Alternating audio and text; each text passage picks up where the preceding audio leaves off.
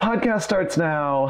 What's up, everybody, and welcome to StraightioLab. Oh, and look, who's that? Why, it's George. Hey, George. It's me. Oh, hi. I wasn't expecting you. Sorry, I'm fully nude. Sorry, I was experimenting, of course, with the new intro to see if it shook anything up Sam, in us. it's crazy. You're also fully nude.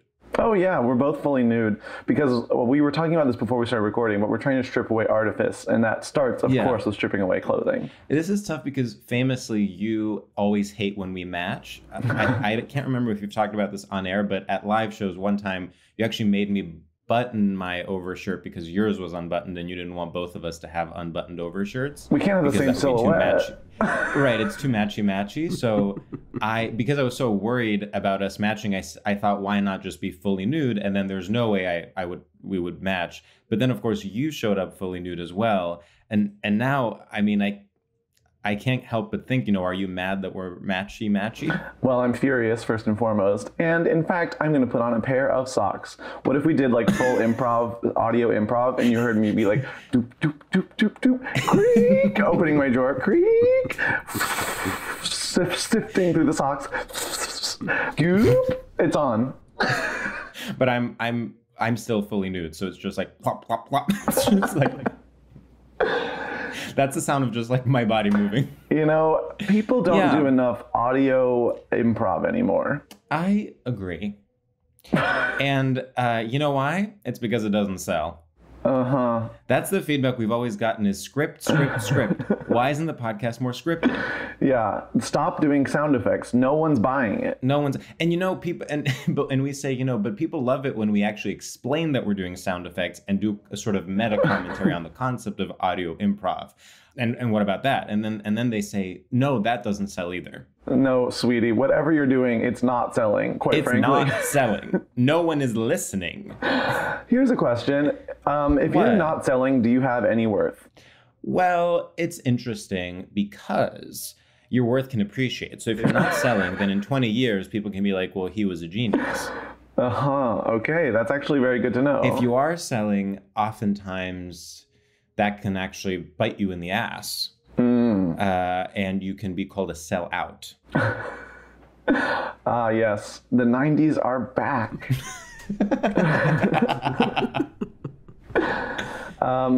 I guess before, George, how are you doing? I mean, I'm hungover. Okay, because I can hear it in your voice. But I was trying to hide it. Yeah, there was shame. Right. How are you? Well, I'm a little hungover. Oh. But I think not you were bad. trying to hide it too. A little. Not bad. I'm not bad either, actually. Tastefully. I'm a normal, I went out, you know what I mean? Yeah, of course. But just to be clear, I got home before midnight. Same. And yet I do feel like I went to kind of a circuit party rager last night. What did you do? When in fact I went to a college friend's holiday party at her apartment and got back before midnight. You were addicted to these wholesome gatherings. I cannot even describe how addicted I am to the concept of a holiday party. I mean, are they living up to your expectations? Sometimes I feel like I want that dream. I have the dream of the holiday party and it never actually lives up to the expectations. I bought a holiday colored blazer that I'm going to wear to tonight's holiday party. And I'll just let that sink in. So you're doing 2 holiday parties in one singular weekend? No, actually, I'm doing 3. Oh my God. Oh my God. That is crazy. I had one on Friday, one on Saturday, one on Sunday. Do you ever get sick of it? No. What's your favorite holiday party activity? Go. Okay.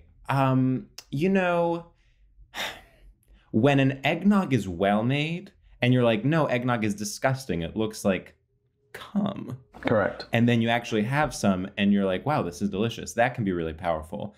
When the snacks are well curated, when there's shrimp cocktail, for instance. Sure. When you accidentally match with someone and take a photo. Sure. Anywhere there's shrimp cocktail, I'm in heaven. We all know this. Well, yeah. But describe your holiday blazer. Okay, thank you for asking. So it is a kind of, it is a sort of red and green plaid on white. But it's not over. I know that red and green plaid literally sounds like I'm Father Christmas. It actually reads as Christmas when you know that's the context you're in, but I could even wear it out in March, and I would still look pretty chic, to be honest. I'm gonna be, and I'm not trying to be a bitch at all. It just, so it does kind of like, I'm imagining like RuPaul walking to the workroom in this type of blazer. Okay, all right, wow. I'm obviously you are sort of, the Archer Taylor Swift knifing me in the heart, not knifing me, but shooting a dart into my heart. But I will, of course, persevere and say that it actually is not costumey and it is more editorial. And I would say even runway adjacent.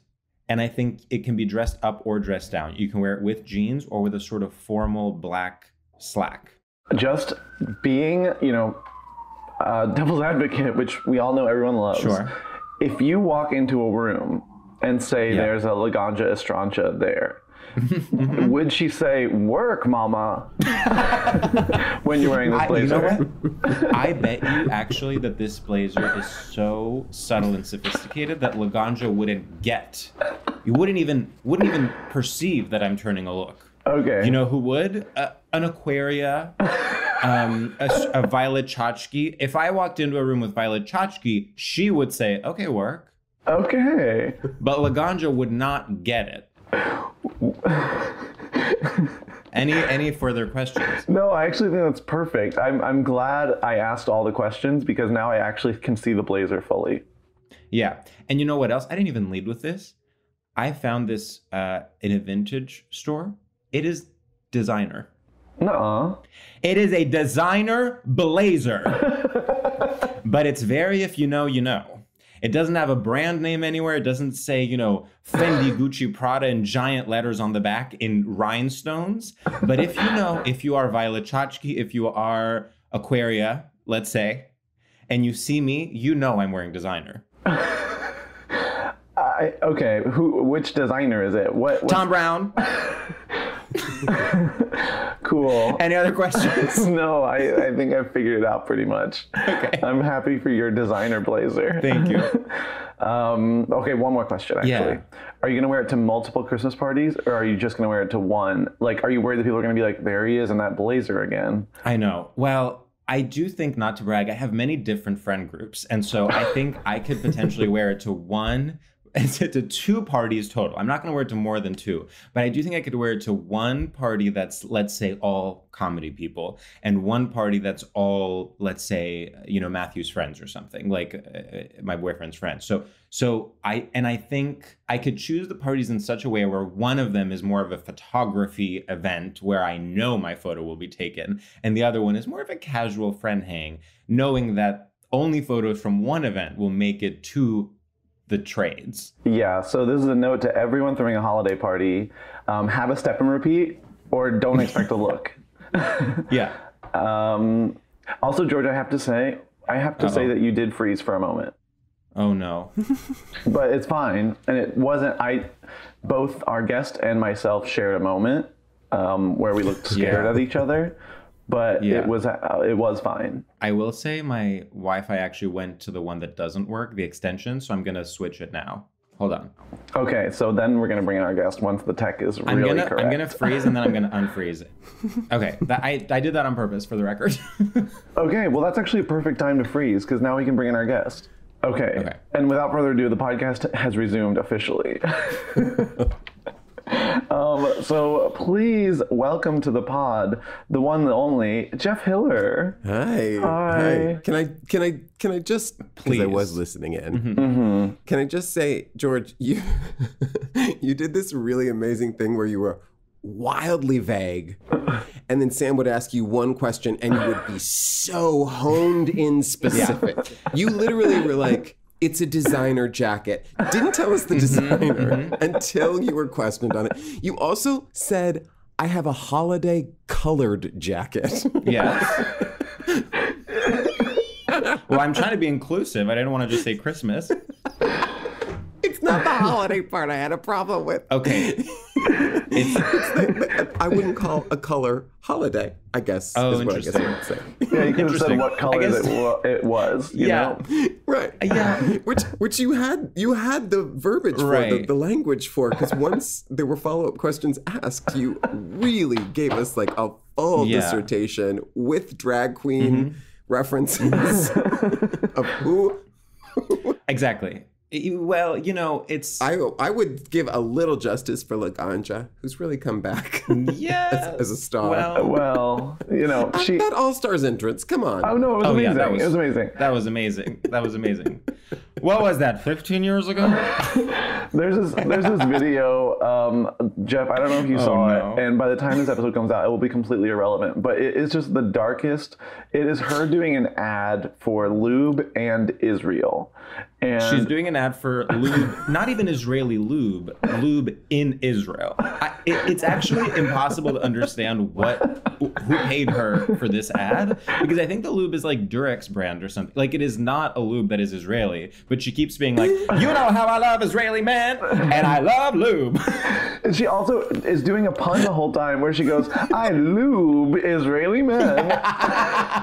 Yes. Yeah. Maybe, maybe it's like a gay tourism ad for Israel or something. I think maybe that's what it is. And so Israel, the country, teamed up with lube, the product, to promote gay tourism via Laganja. Wow. Yeah. Yeah. It does feel like of all the celebrities you would get to like get the gays over, that's a sort of obscure one. Mm-hmm. Yeah. Oh, I thought you were her #1 fan based on your recent comments. You know what? You turned me. I'm anti-Laganja now. I think she's a beautiful, pure soul who, you know, is wandering through this world, making mistakes like we all do, and that is so powerful. Right. And she lives out loud, and no one can say that. I didn't like her on her season, but then I saw her on an Untucked, or not Untucked. It's the one on YouTube where they just talk about the episode that you already watched. Right, RuPaul review, or like outfit reveal. Pit stop. Pit stop. Pit stop. It's the pit stop is the one I meant. And although I have seen the whatever, and I don't know. I was like, oh, she's funny. You know what? Here's the thing.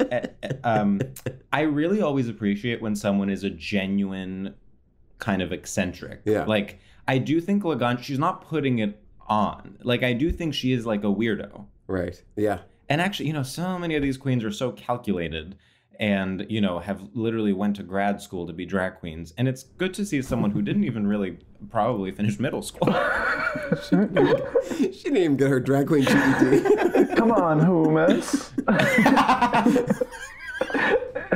I cannot. I watched the video like Sam, 40 times yesterday. We sent this video. We were talking. I in fact, not to toot my own horn, I found this video and sent it to our group chat. And then Sam responded with a 1-second voice note.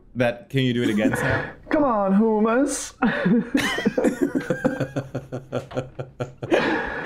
It's really, you got to check out this video. I'm going to.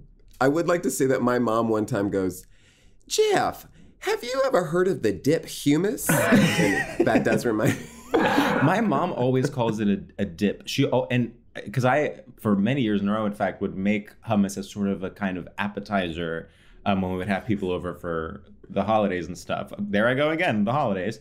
And she kept saying, like, can you make that dip? Meaning hummus? Yeah. Wow. I guess it is technically a dip. I mean, what are you going to do? Sure, it's a dip. Yeah. It could be a dip. It could be a spread. Maybe that's where I... Spread. Yeah. A spread. It could also That's where I got my knack for being unspecific, is my mom, you know, she would never... Growing up, she would never specify what she was talking about. She would always go general. Oh.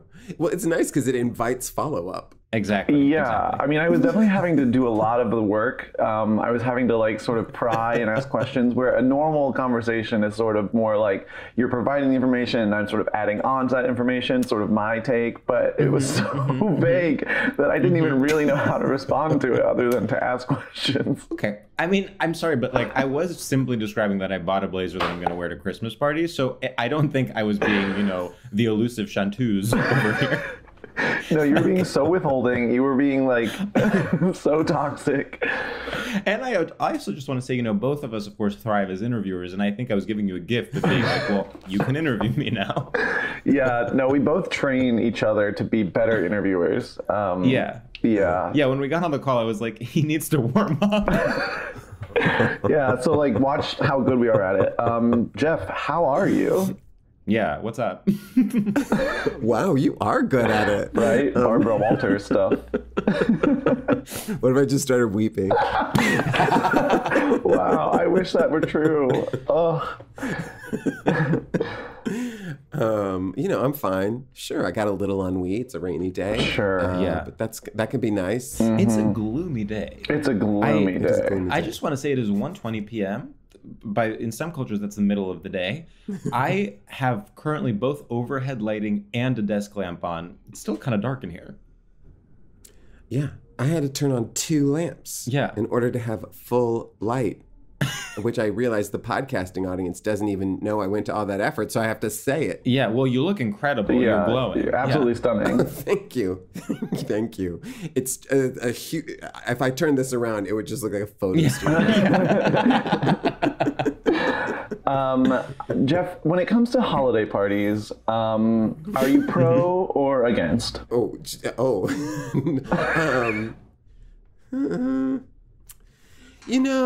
I'm going to say something that literally everyone keeps saying over and over again, and it's not an original thought at all. But we love those here. Good. I was going to give you a really basic answer. Any unoriginal thought you have is perfect. Thank you. Not to interrupt you again, I just want to say, if you say something that is original, I will be so pissed after this. You better say truly, like, what's the most basic? You better say, Christmas is about family. If you don't say that, I will be so fucking angry. Well, it's funny you should say that because Christmas really is about Wow, family. that's so true. I'm always saying that. That's amazing. Yeah.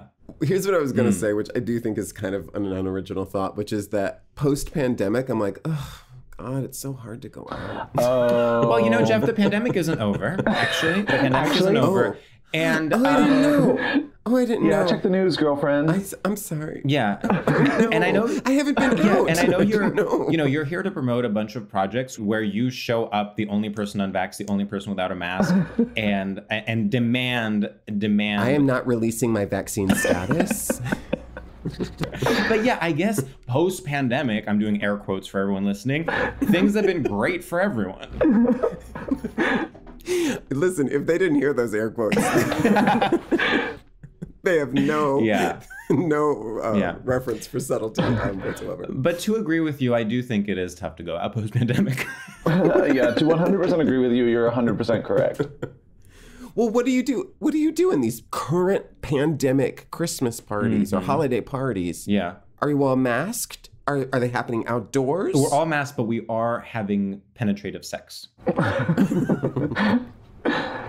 Which holes?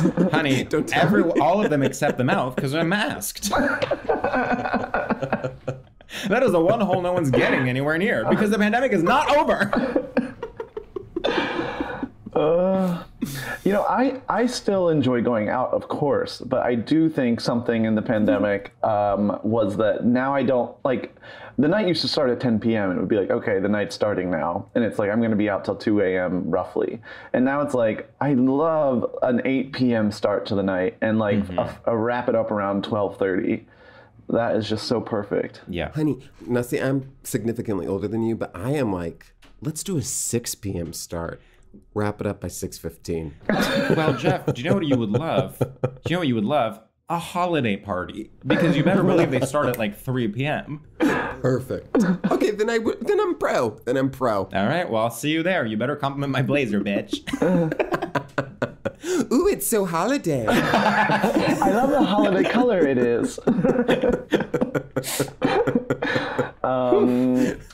Should we do our first segment? Oh, wait. I want to before this podcast starts. I want to say okay, we're gonna fight. I want to say one thing that. Oh my God, should we start recording? No, we haven't started yet. I want to say that last night I went to the Eagle actually. Okay. For they had it was called Jockstrap Happy Hour, and at the Jockstrap Happy Hour there was actually a moment when they did play like religious Christmas songs with like a light dance beat under them, and that like it was like, "Oh come all ye faithful," and I was like, okay, this is kind of genius. Oh, I love that. I bet it was Oh Holy Night, because then they have that big moment where it says "fall on your knees," and then all the queens look at each other and giggle. Oh, this is so true. That's so you. Sam, I want to truly issue a notes app apology about the fact that you asked me what I did last night and I never reciprocated, to the point where you now had to debase yourself by bringing it up on your own without being asked. You know, sometimes the biggest skill you can have as an interviewer is to know when to turn the camera towards yourself and ask yourself the tough questions. Yeah. Yes, broadcasters. Listen, I have a question about happy hour, jockstrap happy hour. First of all, does it happen during happy hour? Like, are you like doing a clothes check at 5 p.m.? So the close, it is at 7 p.m., which is pretty early for a clothes check to happen. Right. That's a happy hour if you're wearing a jockstrap. I get that. Yeah. It's for the people who stayed late at their 5 p.m. and working time. When you're drinking, but you're also like, okay, I'm just going to admit that I have like extreme body shame, right? So like I never went to any of these like underwear party things. I'm the same. Are you ever just like, I'm super self-conscious about the fact that like my full body is showing while I'm like eating a maraschino cherry out of my mouth or whatever? I mean, there's all different types of people there, so you're not really. I mean, I'm not really self-conscious when I'm there. Oh, I get it. You're more attractive than the other people. No. So it's literally all types. I just mean like I'm not someone's cup of tea, and someone else is like. It's all, everybody's hot in their own way. Sam, you really have just like the healthiest relationship to body image of literally anyone I have ever met in my entire life. And it's just like, I mean, the way that you truly are just celebrate everyone, everybody, and so completely think of you, like, don't take it personally if someone, like you just said, if you're not someone's cup of tea. If I'm not someone's cup of tea, I'm jumping out the window on the spot. And I just assume I'm no one's cup of tea, and I'm married.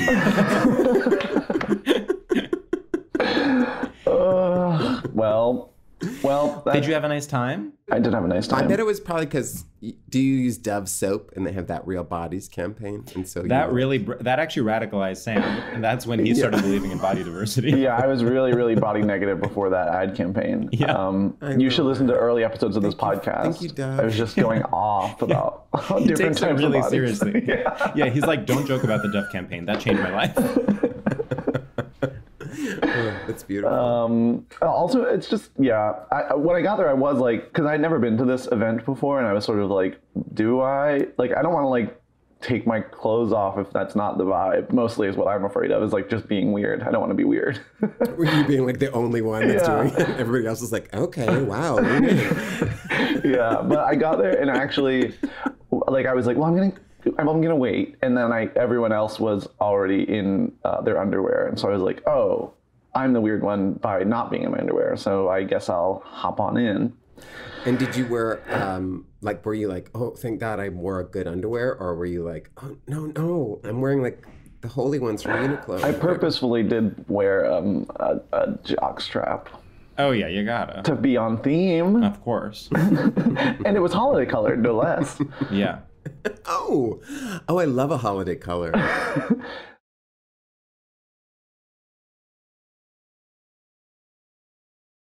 Okay, now we can do our first segment. It's official. All right.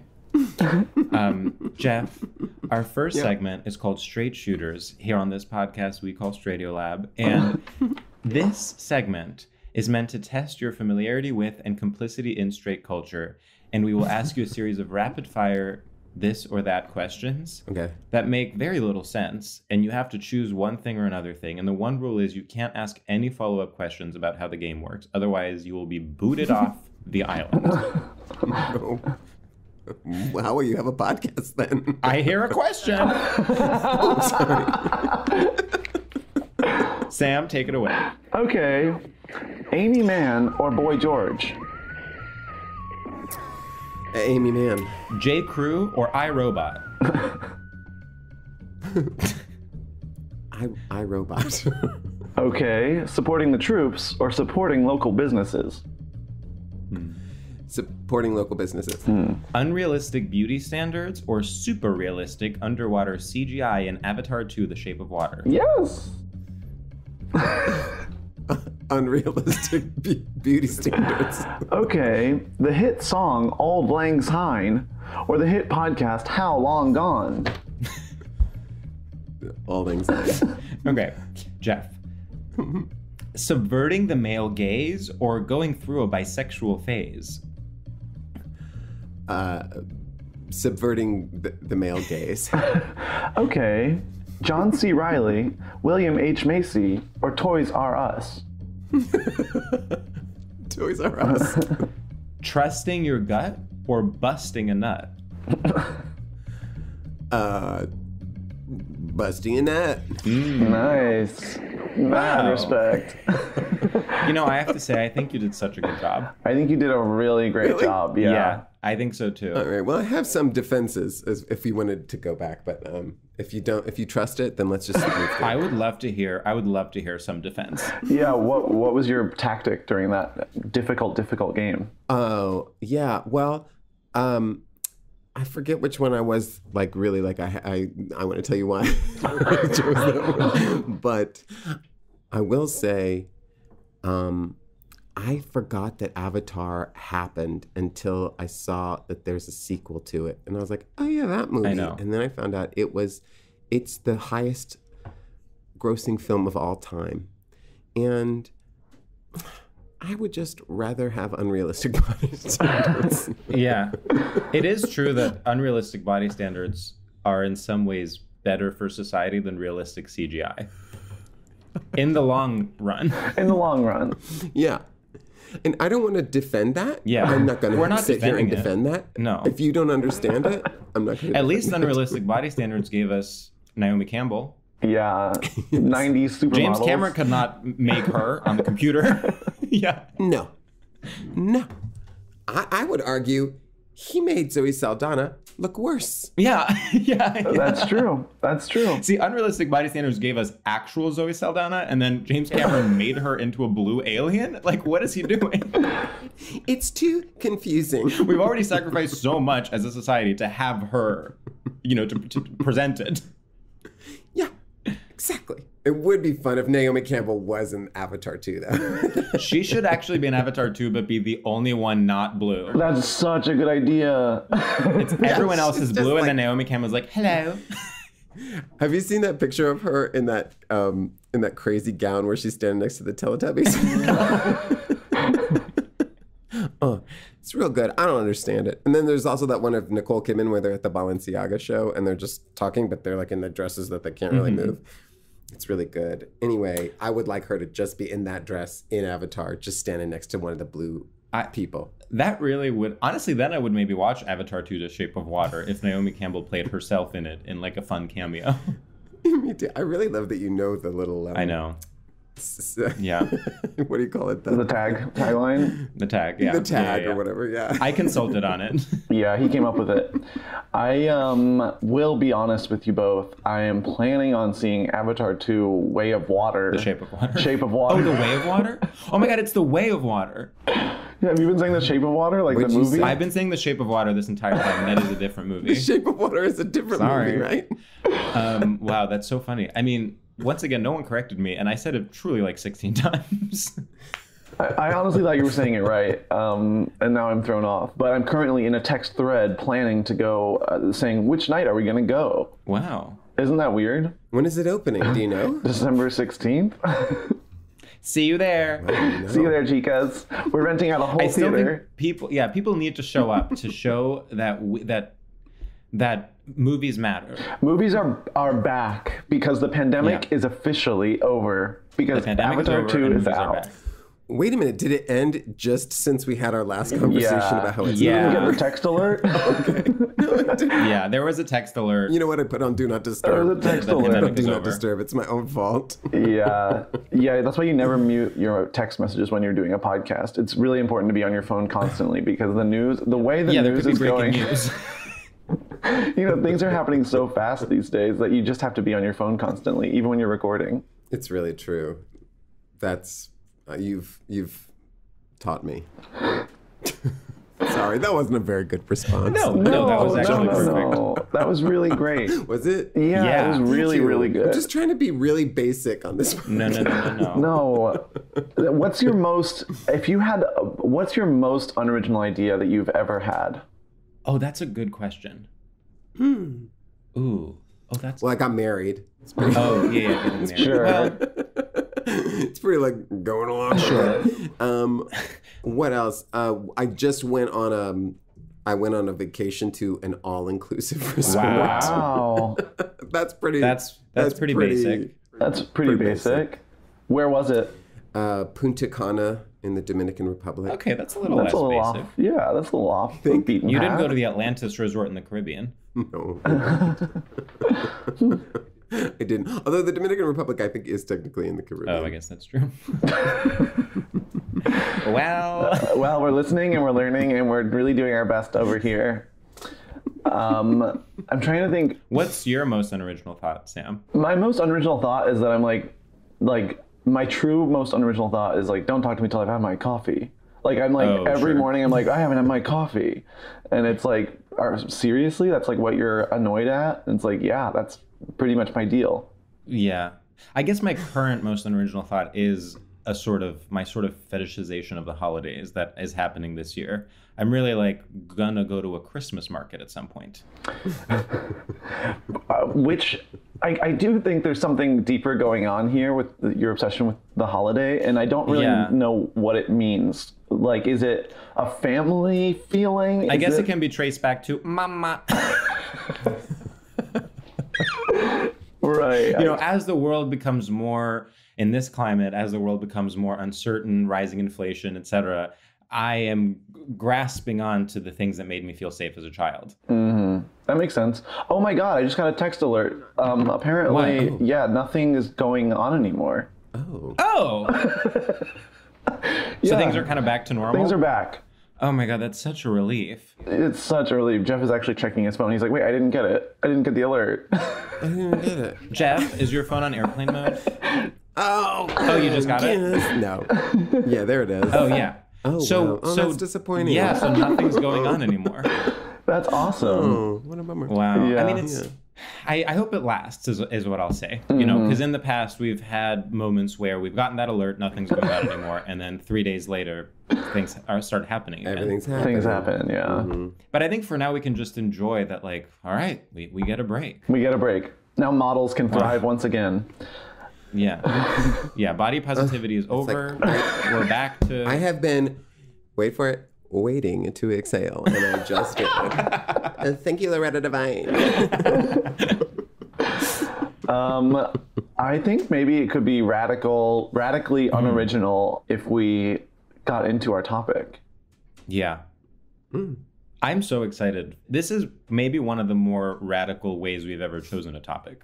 It's actually like so scary the way that this topic was chosen that I think like we haven't felt like a rush of danger in a while. Yeah. We do feel like, we've talked in the past on this podcast about how the ultimate punk rock artist is the vomit artist that Lady Gaga performed with at South by Southwest. And right now, I am feeling that we are being vomit artists by having this topic and doing it live. And I will say, when I introduced the topic, Sam's response was, "If it's a dud, oh well." I know, and that was his fear talking. Was it? Yeah. Okay. Whereas I feel so confident that this is going to be a sort of David Bowie-esque revolution. Okay. It's going to revolutionize music, actually. I might vomit in this. I don't know. And if you do, that will only make it more powerful. Hey, Jeff, if you're going to vomit, don't do it till I've had my coffee. Jeff, if you vomit, I prefer you do it in the house. Okay, Jeff, I'm going to actually ask you to introduce the topic as naturally as you possibly can. Okay, well, so in straight culture, there is a love and an obsession for brass instruments. Right. Brass instruments. And I'm thinking like a marching band. Yeah. I'm thinking like a saxophone solo during a an 80s rock ballad. Exactly. And think, by the way, I'm already putting way more thought into it than when I just introduced it. No, now I'm actually hooked. Now I'm like, this was the topic all along. I've never felt more clarity. Yeah, everything in your life has led you to here. Like, think about a trombone. Like, first blush, you're like, oh, that's a pretty gay instrument, because it's like you're moving your arm in sort of a queer way, and you have to. I just got in it, and you have to put your mouth, you have to put your mouth kind of in a weird position, which feels. But really, if you just step back 2 steps, you're like, oh, that is straight culture appropriating gay culture. Exactly. That's what the trombone is. The trombone is straight culture appropriating gay culture. Yeah. Even the case is like a little weird. It's got curves that like at first are like, these are strange curves. And then you're like, oh God, it's just curves objectifying a woman's body. Yes. You know what sound, I'm like thinking of the sound, like that is one of the straightest sounds you could possibly make. Well, it's militaristic also. Militaristic. Well, well, brass instruments are part of the military. Yeah, they're a whole arm of the military. Exactly. Yeah, it's kind of like fireworks where you think it's gay because it's colorful, but then you're like, well, we're celebrating actually 4th of July. Right. Mm-hmm. And you'll be burned. At the stake, like a witch. Yes. Which actually is kind of queer. Yeah, of course. I mean, yes. Yeah. Women's suffering is always a slay. I mean, okay. So, brass instruments, to me, it is marching band. And marching band has a confusing sexuality. Because it's raw. It's definitely horny. Yes. I think it's only horny since American Pie. I think that's a thing just since the year 2000. Because when that movie came out, it was so shocking because they weren't horny. You only thought of the marching band. And I realized that that movie came out when, before you had an idea of culture or life, or I don't know, maybe you weren't born. I don't know. Yeah, we were both born in 2001. Yeah. Oh, good. Yeah, it was an awesome day, actually. 21. Honestly, if you told me that movie came out in 1994, I would have been like, yeah. Anyway, when were you born? Before 1994. Way before. Sweetie. Oh. Yeah. 60s? Oh, 60s? We've been around. Yeah. We've seen a marching band go from straight to gay and back again. But I do think that movie made you look at marching band people differently. I completely agree. Because my instinct was to say that marching band at its core is bisexual. There's something there is something to me fluid and I don't know, the costumes and the co-ed of it. It's one of the few activities that is co-ed in our world. And also, they really fetishize the leader who does this with their arm. Yeah.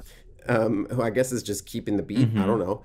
And like in my high school, they were like big time auditions, and like I graduated in the 90s from high school, and there had never been a woman as the stomper with the baton. What do you call it?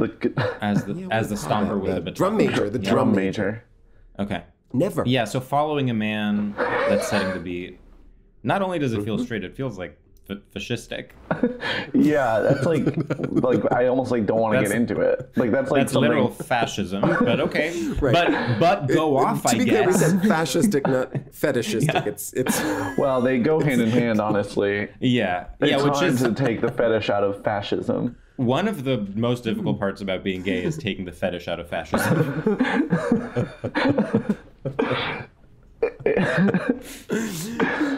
I love your hat. Yeah. Okay. This is such a rich topic. I'm realizing that I think marching band really brought me into it in a way that I really appreciate. Right, and it's not just brass instruments because also the drum line is real rife with you have to be super butch and the high school women who or whatever college when you see a woman in a drum line, I feel like there's often I I gotta show my metal that I can carry this big ass drum. Yeah, no, very much so. which feels straight. Yeah, women having to prove themselves. Yeah. Yeah, being like, we can be just as good as the guys. Also, I mean, this is a very personal. And also the guys being like, you need to be just as good as us. And the assumption that they wouldn't ever or couldn't ever. Yeah, the woman like walks into the room and immediately the guys are like, gotta show your chops. And she's like, all right, well, I'm actually just having coffee and a donut right now. It's, we're still getting ready. Don't talk to me before I make coffee. I actually had an early straight sexual experience to the film Drumline, starring Nick Cannon. Oh, yeah. Well, Nick Cannon was like very hot. Yeah. Oh, but is he the one you were attracted to or no? No, it was, I was making out with like a woman and, yeah, it was an early, we're all figuring ourselves out. Mm-hmm. And actually she started a toxic rumor that she gave me a BJ and my mom heard. Needless to say, she was furious. What? Yeah. And then you had to be like, no, Mom, I'm gay. And she was like, oh, I forgive you. Oh, thank God. Wait a minute, how did your mom hear? Oh my God, this town, everyone's chatting. It was like, it like got to her circle somehow. And it was like, maybe my sister heard and like my sister told my mom, something like that. Like it got to her. And I was like, that didn't even happen. Like that didn't even happen. And my mom was like, you have to break up with her. And I was like, okay. And then I did. You're like, no, I don't want to. No, she's so special to me. Don't make me do that. She might maybe give me a blowjob and then I'll have to get one. But wait a minute. So she spread the rumor that, like, that's so... It's so opposite. Antithetical it's feminist, actually. It's fully empowered. It is literally like, that is third wave feminism, is spreading a rumor that you gave a gay guy a blowjob. Yeah, it's like radical feminism. I don't know if it's trans exclusionary, but it's definitely radical. It's definitely radical. It remains to be seen how exclusionary it is, for sure. But yeah, I guess it's sex positive. It is sex positive because she's literally spreading a rumor about herself being more slutty than she actually is. She's reclaiming it so much that other people are getting, kind of burned at the stake. So then when you came out, were people like surprised? Well, that sort of, one, yes, no one saw it coming. Let's start there, sweetie. Yeah, they were really shocked, but also I came out in college and those people were in high school and I kind of just like never addressed it. Like I kind of just like left that part of my life. Yeah, that's how I am with high school people too. Kind of awesome and cowardly. As I said, well, I'm gay now and you guys remember me when I was straight, so I have to never speak to you again. Yeah, you don't exist to me anymore. The old Sam has died. I'm sorry. Oh, wow. So when you went to college, like before you never were in the closet in college, you just like... I was in the closet for a cool year or so. And people were like, when you came out, or they were like, thank you for telling me. They were like, and I want to hear your dirty. They were like, thank you for telling me. I think they were like that. Oh. Yeah. And you, George? I certainly think, in college I was trying to do this thing, especially, truly from like week one. I thought I could do this thing where I was just like gay with gay people and then I could go back to my dorm room and no one would know. Classic. Yeah. And it's like, well, we're all on the same campus. Of almost 200 people. Yeah. Very small liberal arts. Very small. I literally, to this day, I never came out to or never addressed my sexuality to my freshman year roommate. It would be very obvious that I was all my friends were gay. I was going to gay events. And I think I would even imply that I liked women with, I would just completely, as though I didn't have eyes and ears. Wow. I love that. Yeah. You should go back to doing that. That would be cool. I should, yeah, actually. Starting now. Ooh, Mariah Carey. Yeah. She's so pretty. Yeah. Oh really? My God. Okay. Jeff, were people shocked when you came out of the closet? No. Even my mom was like, yeah. I will say this. My parents were shocked in a way where I was like, come on. They were like flabbergasted. Wow. I've yet to have anyone be surprised. Yeah. Well. And sometimes people come up to me on the street. Not anymore. But I used to be on this prank show like a long, long time ago. So you didn't know people's personality or whatever. And I was like hired to be the gay pranker. And sometimes people would come up to me on the street and they'd be like, I know you're actually gay. I'd be like, people do that to us all the time. Yeah. I was like, what made you think I was trying to deny it as gay guy on Boiling Points? Oh my God. You're on Boiling Points? Yeah, that was the gay one. Really? That is so iconic. That is so iconic. Is it? Yeah. You have no idea. Boiling Points raised me. Yeah. I mean, it's we're fans of so much of your other acting work in more recent years, but this is actually the most impressed I've ever been. This is like, I had no idea. I wasn't prepared for this. Screw HBO. I was on MTV at 3:30 p.m.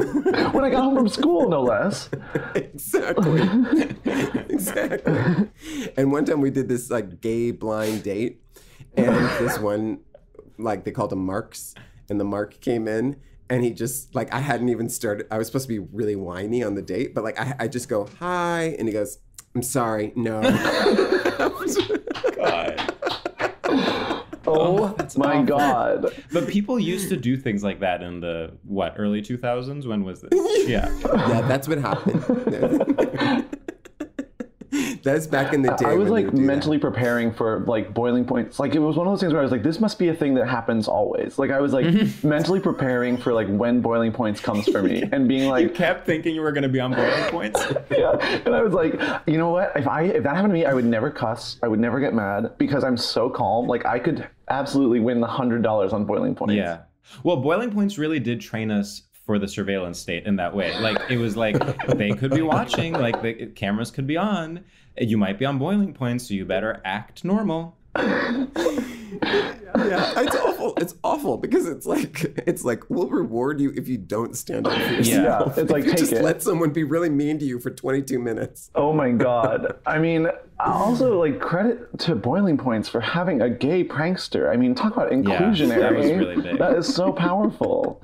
They had a gay and a Latina. Wow. Both? I mean, nobody was doing it like Boiling Points. Yeah, in 2002, you couldn't have a gay and a Latina. No, they were super progressive. Super progressive. Wow. How does it feel for us to have that reaction to a job that you probably are like, I hated doing that? Honestly, it's surprising you've even heard of it. Oh, so please. I'm more just like, oh wow, okay. Wow. Wait, I want to return to brass instruments for a second. Oh yeah, well, that's what the Right, whole talk right. is about. That's what the whole episode is about, start to finish, Yeah, of course. yeah, clearly. Okay, with brass instruments, I'm like, why are you telling me what it's made of? Do you know what I mean? That feels very, it's like, oh yeah, it's hard brass. Why not call I mean, that's not... It's like calling a piano a wooden keys. Exactly, yeah. It's very strange. Why are we suddenly having a conversation about materials? Yeah, it's very literal in a way I guess you would say string instruments too. But string instruments, that's what you pluck is the strings, or that's what makes the sound. Brass instruments, I'm like, you should call them blowing instruments or something similar. Why not just horns? Well, I think my little giggle shows you why they don't. Right. Or horns, yeah. I think horns. Just make call them sense. horns. I think in rock groups they are the horn section. Bruno Mars is these are my horns. Yeah. Sure, he's always saying that. When we had him on, he kept saying, these are my horns. Mm-hmm. He's the only person I can think of that has a horn section. And Jeff, when you brought up this topic, I actually do want to return to one thing that you said was a saxophone solo. And what speaks to me about that as straight is that it conjures an image of like a teen in like suburbia, like wearing like Wayfarer sunglasses and like pretending to be like cool for like an hour. And that is very straight to me. Doing it like the Air version. That Yes, 100%. Yeah, that's pretty straight. Yeah. I think. But it's also make-believe, which, as we know, is gay. Yeah, it's living in your fantasy. Yeah. Yeah, see? I could see Laganja Estranja with a saxophone prop being like, horn section, mama. Come on, Humus. Come on, Humus. Come on, Humus. Come on, French horn. I mean, just to quickly run through it, which brass instruments are gay? Just so everyone's clear. Let's rank them. I'm pulling up a list. Because obviously French horn. Obviously. Start there. I already made my case for trombone. You think trombone is gay or straight? Oh, I think trombone is straight. Okay. I think you could make a case that like a tuba is sort of like a bear. Tuba's a bear. I mean, tuba is like, it is literally you are othering yourself when you play tuba. That is, you are like being on the outskirts of society in a way that is, I mean, I do think tuba players are born this way. But also if you just hear a tuba solo, right, if you just hear a tuba solo, that's straight. If it's just the tuba, then it's like, that's straight. Okay, so I pulled up a little chart. So we have the tuba, trombone, trumpet, horn, saxophone, pan flute, clarinet. Wait, horn is just one? There is one called horn, and there's one called a French horn.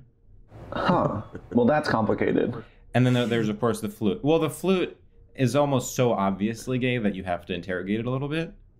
I actually think it could be seen as straight because it's like a straight woman. Like, it's like, I play the flute. Like, I'm normal.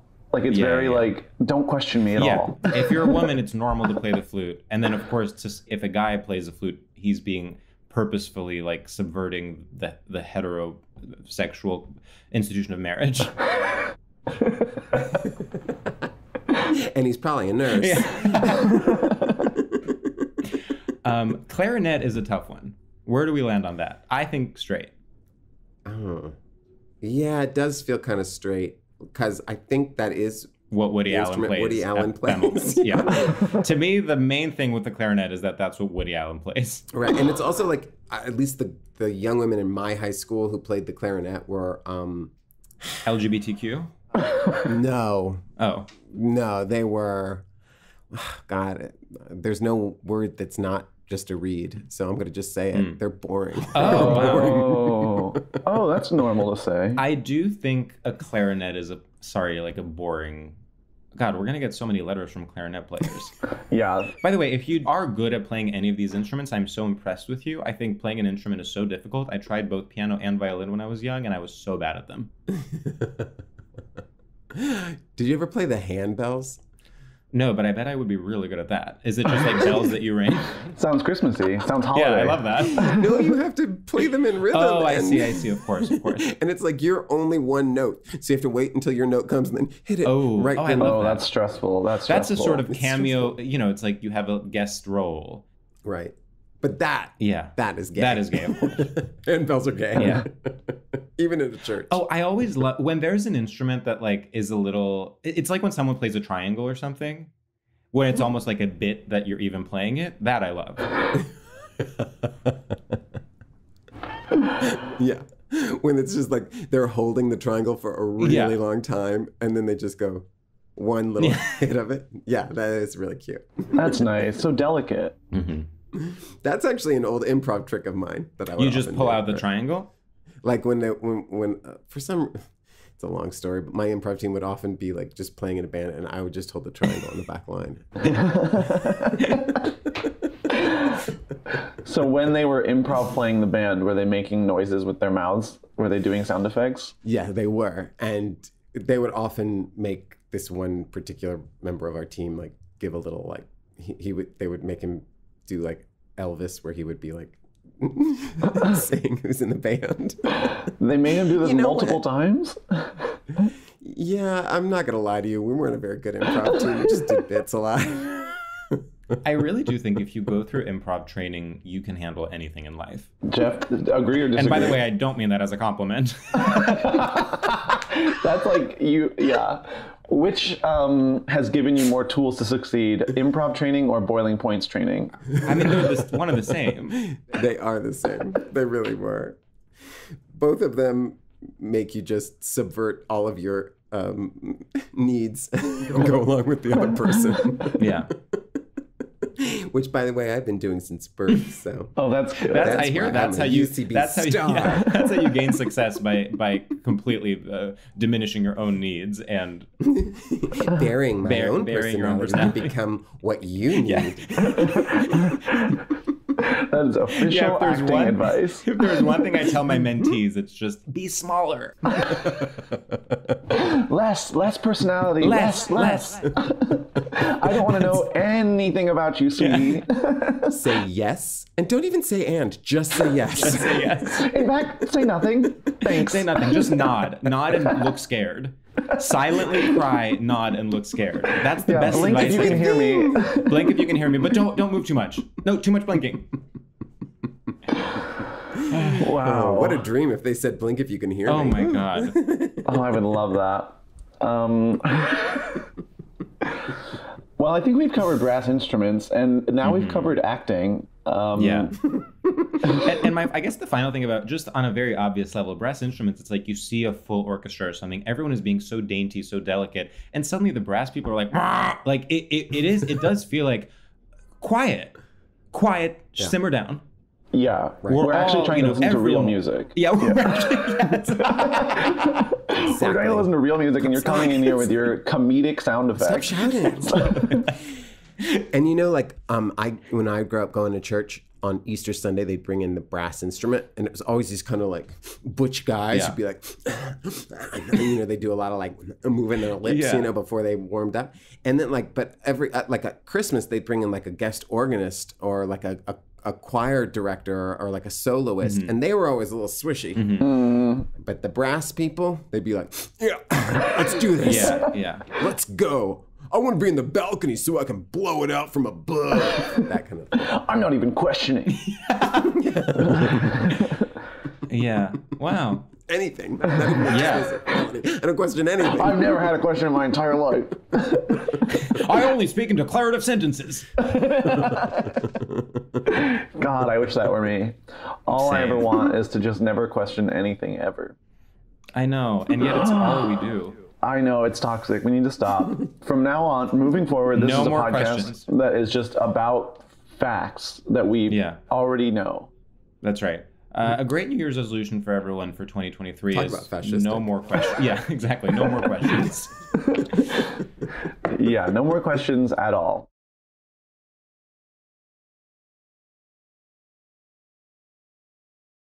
Well, Jeff, any final thoughts on brass instruments?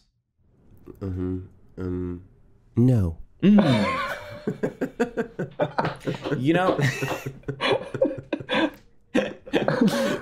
Wow, you just dropped you just actually brought out a microphone and dropped it just for the bit.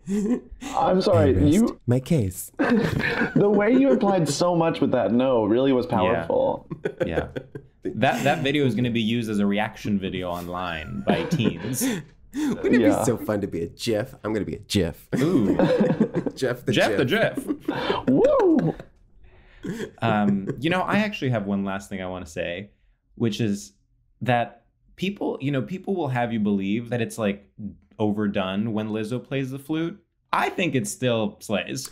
Oh, me too. And I actually don't think it's like lame. Like good for her for playing the flute. Oh, a dissent. Oh, Sam, you don't agree? I mean, it's fine. I just like. Oh, I'm sort of. You don't care? No, I kind of don't care, to be honest. Like, yeah, you're if like, she we've wasn't seen playing it. the Move flute, on. if she was playing the flute, like I feel the same way. Like, Oh. it's not like her songs are like flute forward. Like she So you puts. hate Lizzo. Well, you have to think of it as a live. I agree with you, and I don't care when she does it like on TV. I did not like it when she did it in Hustlers. It made literally no sense. She's playing a stripper. But I do think that if I were to see her live and she brought out a flute, I would be screaming and shitting my pants. That's true. I do agree with that. I'll tell you one thing I really don't care about is the fact that she played that flute that's like somebody Madison's a president. flute or something. Yeah. And people were mad. I was like, oh, who cares? Oh, please. Let her desecrate any antique flute she wants. Well, she didn't desecrate it, right? It's like still No, fine, she right? peed all over it. She peed all over it. She actually took it and just like started smashing it against the wall. Oh, well, I guess I'm not into Yeah. that. Okay, I take it back. So whose No. flute was it? James Madison? Is that what you said? I think I don't Yeah. remember. exactly. Well, James Madison never released a hot dance track. So I think, once he's at her level, we can talk. Yeah, when he can go viral on TikTok at the drop of a hat, Right. then we'll Yeah. talk. when he's 100% that dick. Yeah, he should release a single where he says, I'm 100% that dick. That would be such an amazing. That would start such a great cultural They should conversation. collab, actually, and that would really heal the nation. That would be nice. We need it Good. now more than If ever. Lizzo collaborated with a hologram of James Madison and they both played the flute, that would be cool. Yeah, I'll download it. I'll stream. Yeah. I'll stream. Wow, what a commitment. I'm not going to go to band camp for it, but I mean, I'll stream. Sure, why not? So I think that actually might conclude our normal episode, except that we have one final segment, if you can believe Final it. segment. oh, is this like the Patreon? For like No, the this is free. sweetie. extra Don't worry. subscribers? It's free. This is It's just the main. final segment. Yeah, I'm just introducing it poorly. So I thought this was like the after show. Oh, yeah, this is the pit yeah, stop. this Where we talk about the show. This is the pit Radio stop. Lab Please Untucked. welcome Laganja Estranja. She just drops in from the Yeah, she death drops from the ceiling. come on, Come on, hummus. hummus. Okay. God. Okay. Our I have final one. segment, Jeff, is called sorry, go ahead. shout outs. And in it, we give a shout out sort of in TRL style to anything that we are enjoying. So imagine, you're in Times Square, it's 2001, and you're shouting out to your squad back home, but about anything that you like. And George actually did say he had one. So do. would you like to go for it? Yeah. What's up, everybody out there? All my holiday hoes and Christmas kooks and Hanukkah angels and Kwanzaa bays. I want to give a shout out to basically kind of a concept of a silver frame, a really nice, expensive picture frame as a gift. People will tell you that it's lame or cliche or that it's something, quote, a mom would do. Well, you know what else a mom would do? Be iconic and have children. So maybe we could actually learn from mothers, and maybe we could learn from women in general and buy frames as gifts. Picture frames as gifts, silver ones. So go out there, buy a silver picture frame and bring it to your next holiday party, sweetheart, because it will be used. Woo! Wow, that was beautiful. That was. Okay, I have one too, actually. What's up, everybody around the globe? I want to give a huge shout out to when there's big buildings behind small buildings. When I was walking down the street last night and I saw this beautiful row of small, let's say 3-story buildings, and behind it, guess what? 100-story buildings. These buildings behind it were huge. And I said, this is so beautiful. I feel like I'm in a damn sci-fi movie because it's like, this is old and brick, and then over there is metal and gigantic. And I said, there is so much beauty in this damn city. When I walk around, it is a damn moonlight sonata. I love big buildings behind small buildings, and I will continue to find beauty wherever I go in NYC, USA. Woo! Wow. Oh, that was such a good one, Sam. That was. I love that too. I love it also when you hear the story where it's like, the church sold its air rights, but not its ground rights. And so there's like a big Yeah. I thing love around that the church. stuff. I love It's it. too. It's a fun. I love that church. Oh my God, a mixed purpose building? I live. I A gag. I gag for that. Okay. Jeff, whenever you are ready. Now I do one? Yeah. Okay. Oh, hey, my girls, my gays, my theys. What is up? It's your girl, Jeff, coming at you live from the Lower East Side of Manhattan. And I just want to say, I am going to give it up for Targets in the city. Normally, I'm not into these Targets because they're smaller than real Targets. And I actually heard that they were called urban Targets. And I'm like, this is just a Dwayne Reed. Why do I need this place? But yesterday, I discovered that they sell oat milk at $3 each. Ooh. And they are normally $6 at my grocery store. And they also had a 3-pack of La Croix seltzer for $10. What? 3-pack of 8 packs. So, and I realized, oh my God, normally they're like $4.99. And I'm gonna get 3 for $10? Yes, Target. Yes, big business. Saving me money. Economics. Your girl out. La ganja estranja humas. Oh my God, you just death dropped. Wow. I did. A death drop. I love that. I love that too. No, I didn't watch TRL. Is that how they talk? I don't know. Yeah, that's actually how they all Okay, talk. good, Yeah. good. You pretty much nailed it. Yeah, you were too busy being on Boiling Points. Unbelievable. Yeah, TRL's main competitor, Boiling So Points. they took some of the cast of Boiling Points to the MTV VMAs and the movie awards, but I never got chosen. What? Oh my God, did Just the the Latina straight get people chosen? Yeah, I was about to say. No, Giselle, no. Well, Okay, we so- joined in season 2. Sorry, so everyone except the gay guy and the Latina got to go to the MTV Movie Awards. Not everyone. Okay. But none of the diversity hires Got it. were. Wow, that's tough. I could be wrong. No, I didn't. that sounds right. This haven't is really legally thought about it. binding. This is legally If binding. there's one thing I know about the early aughts, it's that gay guys and Latinos were not invited to award shows. But I did once get to go on the spring break trip to Las Vegas. So Fun. Oh my goodness. Fun / my worst nightmare.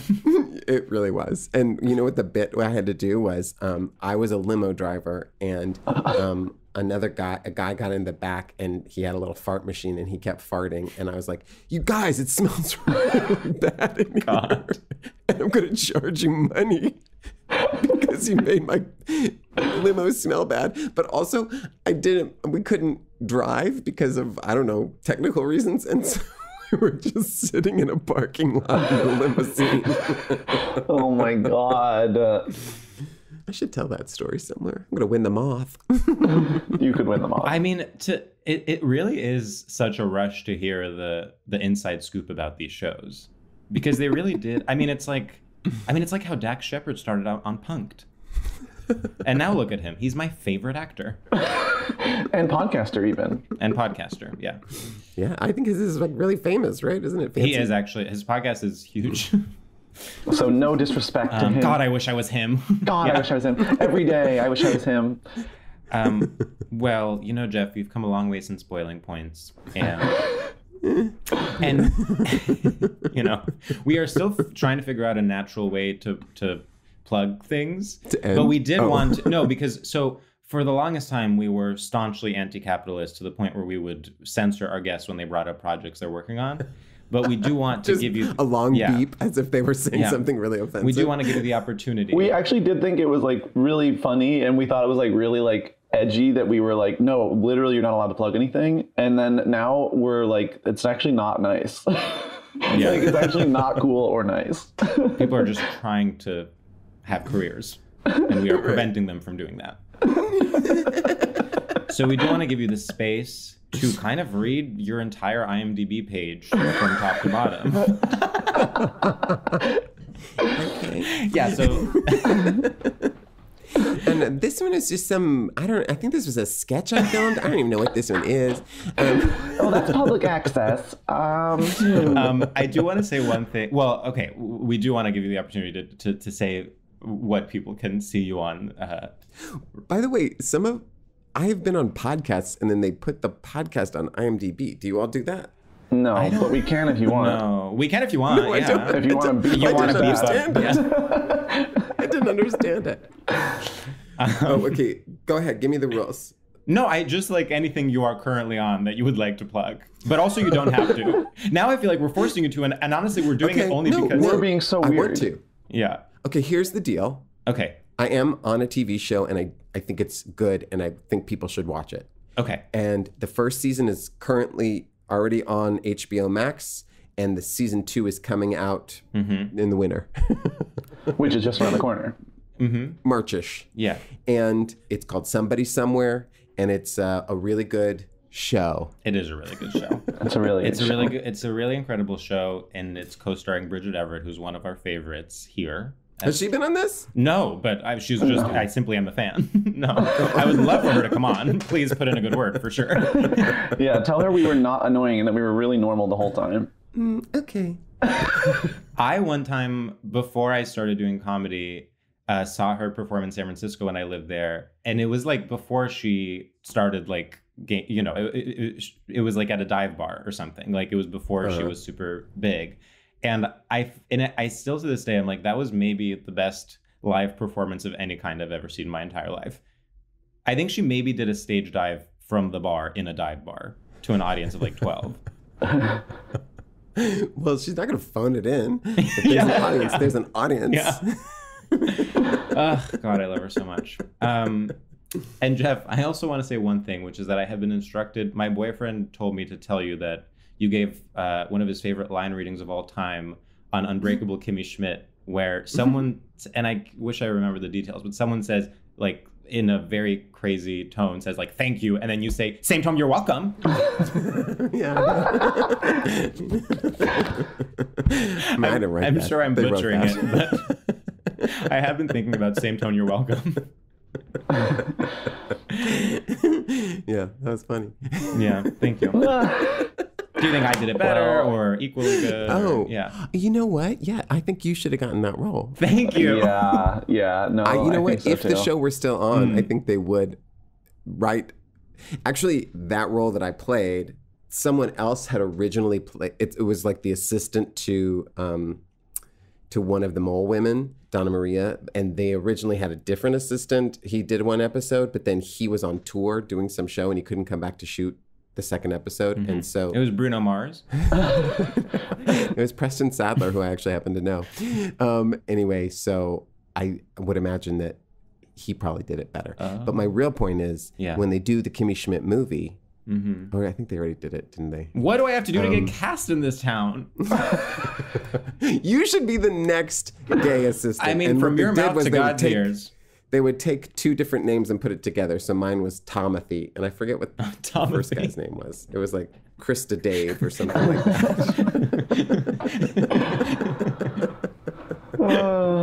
Tomothy is so funny. Oh, God. All right. My favorite one of those is Vanessica. Oh, I love that. If I ever do drag, that's going to be my name. I'm going to name my daughter Vanessica. That is such a slay. God, I love that. Well, thanks for doing our podcast. We really appreciated you coming on. Thank you for having me. Thank you for letting me plug. Jesus. I know. God, it was like pulling teeth to be able to plug a show. Yeah. Well, you know, your entire team of 12 has been emailing us nonstop saying, if you don't let him plug, we're not releasing the episode. Yeah, we're pulling your plug. We're pulling your funding. We're pulling your plug. We're pulling the funding. They're gonna make you need to be on life support, and then they're going to pull the plug. This podcast is funded by your team in order to promote your projects. Yes. This is my team. You really are in it for the long game, because we've been now doing it for 3 years because you wanted it not to seem too obvious, but it's all been leading up to you being on the podcast to promote Somebody Somewhere. I'm the puppet master. Yeah. 3 years ago, we hadn't even done the show yet, and I knew I would eventually have work. Wow. You got to plan ahead. Wait, did you start this during the pandemic? Like right when the pandemic started, kind of. We had recorded a few before, and then we started releasing them after it started. Oh, good. Captive audience. Yeah. And look at us now. Still on Zoom. Well, the pandemic isn't... Wait, is the pandemic over? Oh, yeah. Well, check your notifications. I just got a text. It's not over. Oh, it's not over. Back on. Okay. Oh, damn. That's too bad. I loved that 20-minute period where it was over in the middle of our episode.